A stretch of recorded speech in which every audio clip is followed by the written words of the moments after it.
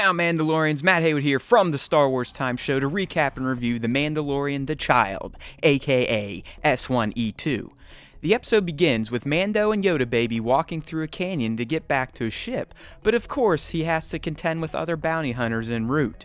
He makes short work of them, but it's made clear that he's marked because these Trandoshans had a tracking fob. So like we learned last week, many other hunters were given this contract, but only to kill the baby, not keep it alive. Interesting. After the battle, we get a scene of Mando healing himself as Yoda Baby adorably watches on. The cuteness meter explodes when the little guy gets out of his carrier and essentially tries to heal Mando with the Force. These two together make me happy. The next day, the two make it back to Mando's ship, but it's being broken down for parts by a band of pesky Jawas.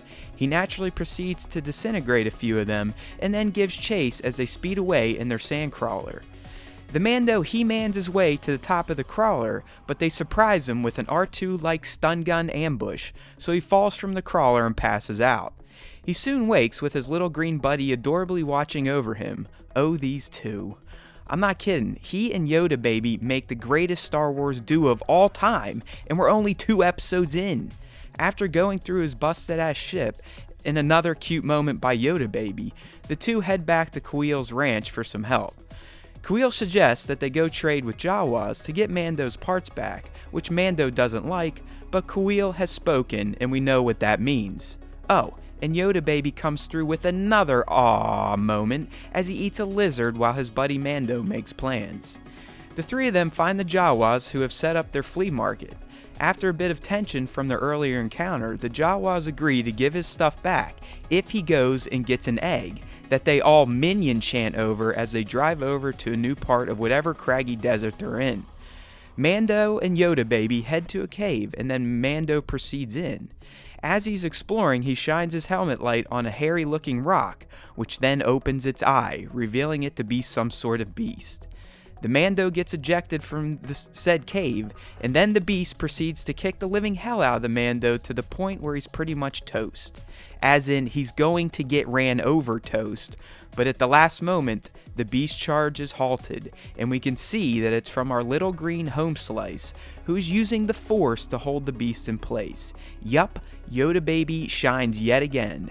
Get this dude an action figure and a Gatorade, because he passes out from exertion. The Mando kills the beast and retrieves its even hairier egg, so he returns to the Jawas just in time to give them this egg, which they worship as they crack it open and eat it as if it were Jawa heroin. Mando, Kuiil, and Yoda Baby all return to the Razor Crest and begin to fix it after Kuiil puts the Mando and his Ugnaught maintenance skills to the test. After a repair montage, Mando says goodbye to Kuiil and offers him a spot in his crew. But the wise little one passes, because he no longer wishes to be a servant of sorts. Respect. The Mando and Yoda Baby fly away, and as they hit space, the Mando turns to check on Yoda Baby, because he clearly already cares for the little bro. And then as he turns away, Yoda Baby wakes back up and pops up to look upon Mando with a sense of appreciation and peace.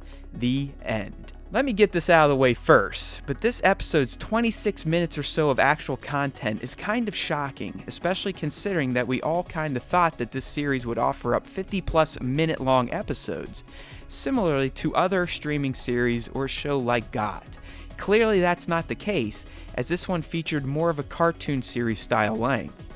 Now that's not to say the episode is bad, it is actually quite great and features plenty of memorable and impactful moments, but I guess I'm still a bit shocked how short these episodes have been so far. The series still looks like it's spent $100 million, but the lengths just don't add up to the comparable products. Oh well, on to the good stuff in this episode, and most of that revolved around the bond between Mando and Yoda Baby.